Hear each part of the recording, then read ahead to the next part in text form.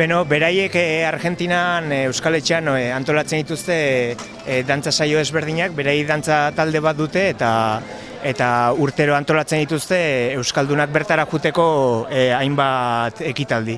Eta horren arabera, beraiek harreman desente lortu dituzte Euskaldunekin eta udaberriko jendearekin ere izan dute eta ondorioz hona etorri dira oraingoan elkarrekin dantzatzera. Bai, hemengoak bezalak dira, egiten ditu zuletinoa, zuberuko dantza, ezpata dantza, fandangoa, harina, eta bai.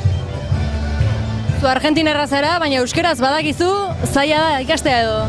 Bai, oso zaila, ikastea nahi naiz, Argentinan, bai. Argentinan jaio nintzen, baina, nire arbazoak hemengoak ziren eta, ikastea nahi naiz.